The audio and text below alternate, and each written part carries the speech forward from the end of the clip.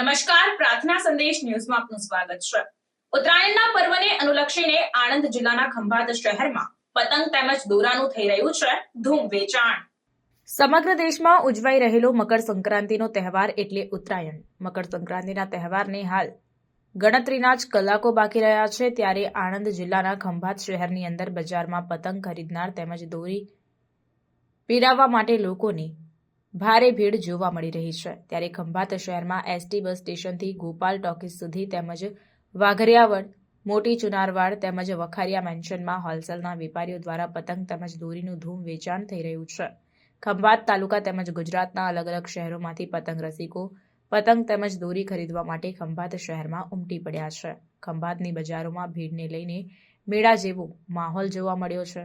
સવારે 10 વાગ્યાથી રાત્રિના 12 વાગ્યા સુધી પતંગ રસિકો અવનવી પતંગો તેમજ દોરીની ખરીદી કરી ખુશ જોવા મળી રહ્યા છે। ત્યારે ખંભાતની બજારોમાં પતંગ સિવાય દોરી તેમજ નાના ભૂલકાઓ માટે અવનવી ટોપીઓ, પીપુડા, ચશ્મા અને ફુગ્ગાઓનું વેચાણ પણ જોવા મળી રહ્યું છે। ત્યારે ઉત્તરાયણના 2 દિવસ સિંગ તથા તલમાંથી બનાવેલી ચીકી ખાવાનું મહત્વ વધારે ગણાય છે। ત્યારે ખંભાતની બજારમાં ઠેર ઠેર ચીકીની દુકાનો જોવા મળી રહી છે।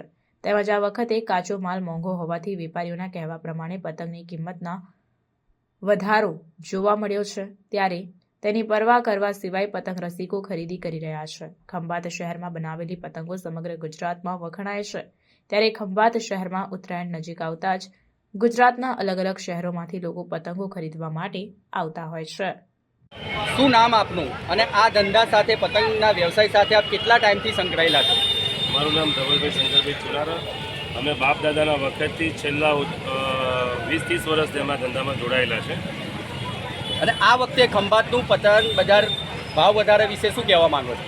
ખંભાતમાં પતંગ બજારનો ભાવ આપણે એટલો ખૂબ સરસ છે કે દરેકને રોજીરોટી મળી રહી અને ભાવના કારણે જબરજસ્ત તેજી આવી ગઈ છે માર્કેટમાં અને પતંગ બજારનો ઉદ્યોગ અત્યારે ખૂબ મોટા પાયે આગળ વધી રહ્યો છે અને દરેકને ભાવ વધારાના હિસાબે રોજગાર મળી ગયો અને સારા એવા પૈસા કમાય છે બધા અત્યારે એવું છે।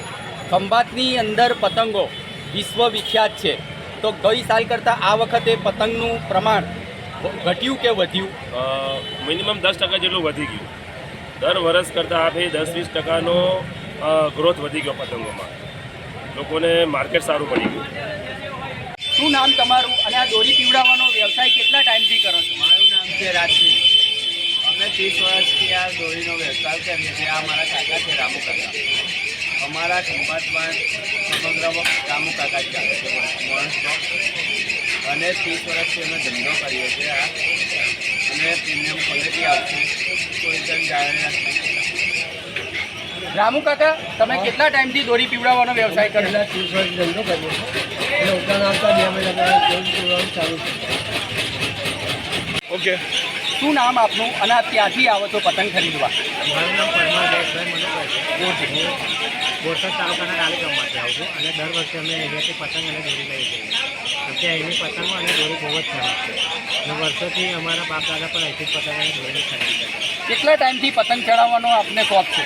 મને 5 વર્ષનો થયો ત્યારથી ખંભાત પતંગ દોરી લેવા આવું છું। 5 વર્ષના હતા ત્યારથી જ ખંભાતમાં પતંગ દોરીની ખરીદી પપ્પા કરવા સાથે આવતો હતો, અત્યારે જ આવું। અને ખંભાતની પતંગો કેવી લાગે છે આપને? ખંભાતની પતંગો બહુ જ સુંદર અને બહુ જ મજા આવે છે।